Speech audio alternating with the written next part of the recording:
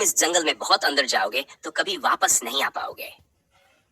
गांव के बुजुर्गों की ये बात हर बच्चे ने सुनी थी। लेकिन क्यों? गांव के बाहर घना जंगल था और कहते हैं कि वहां एक अदृश्य खजाना छुपा था।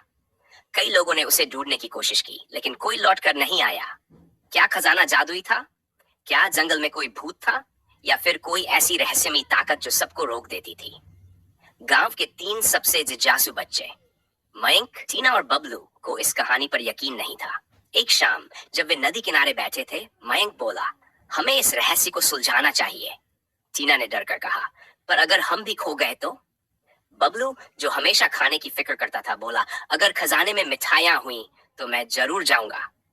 तीनों हंस पड़े, लेकिन उनके दिल में जंगल के रहस्य को जानने की आग जल चुकी थी। तो फिर तय रहा, कल सुबह हम जंगल की ओर निकलेंगे। सुबह होते ही तीनों ने अपने बैग में कुछ खाना, पानी और एक टॉर्च डाली और निकल पड़े। जंगल में घुसते ही एक अजीब सी ठंडक महसूस हुई। सूरज की रोशनी मुश्किल से नीचे पहुंच रही थी। हर तरफ ऊंचे ऊंचे पेड़ थे और दूर से नदी की आवाज आ रही थी। अचानक झाड़ियों के पीछे से एक तोता फड़फड़ाता हुआ निकला और बोला, तुम लोग यहाँ क्यों आए हो? बबलू चौंक कर पीछे हट गया। अरे, ये तोता बोलता है। तोता हंसते हुए बोला, हाँ, मैं जंगल का सबसे बुद्धिमान तोता चतुर हूँ। अगर खजाने की तलाश में आए हो तो तुम्हें मेरी मदद लेनी होगी। तीनों खुशी से उछल पड़े और बोले, हाँ, हमें खजाना ढूंढना है। तोता फड़फड़ाया और बोला, ठीक है, लेकिन इसके लिए तुम्हें 3 चुनौतियों को पार करना होगा। तोते ने उन्हें एक गहरी गुफा के पास पहुंचाया। गुफा के बाहर एक शिला पर लिखा था, अगर तुम्हें आगे बढ़ना है तो अपने सबसे बड़े डर का सामना करो। अचानक गुफा के अंदर से अजीब आवाजें आने लगी। ऐसा लग रहा था जैसे कोई रो रहा हो, कोई डरावनी बातें कर रहा हो।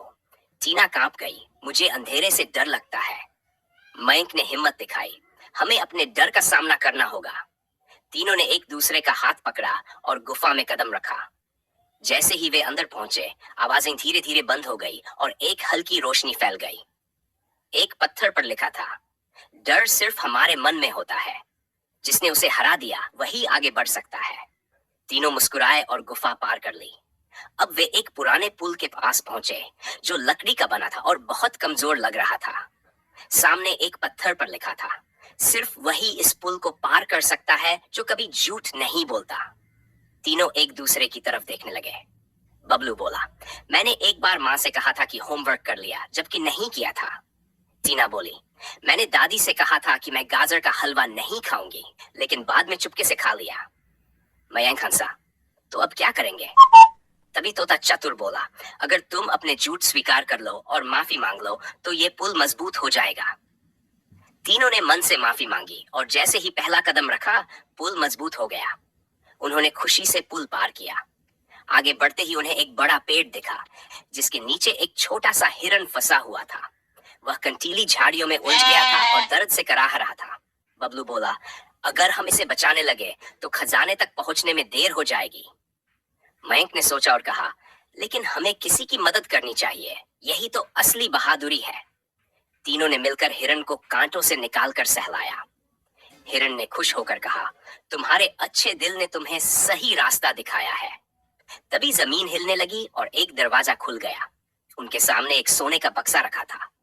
तीनों ने जल्दी से बक्सा खोला, लेकिन उसमें न तो सोने चांदी के गहने थे, न ही हीरे जवाहरात, बल्कि उसमें एक पुराना पत्र रखा था। मयंक ने उसे पढ़ा, असली खजाना सोना चांदी नहीं, बल्कि हिम्मत, सच्चाई और दयालुता है। जिसने ये तीनों सीख लिए वही सबसे अमीर है। तीनों एक दूसरे को देखने लगे और फिर जोर जोर से हंस पड़े। बबलू ने कहा, तो खजाने में लड्डू नहीं थे, लेकिन यह खजाना भी कम जरूरी नहीं। तोता चतुर मुस्कुराया, अब तुम असली बहादुर बन गए हो। तीनों खुश होकर गांव लौटे और सबको अपनी रोमांचक कहानी सुनाई। गांव के बुजुर्गों ने उनकी बहादुरी की सराहना की और कहा, अब जंगल का रहस्य हमेशा के लिए सुलझ गया है।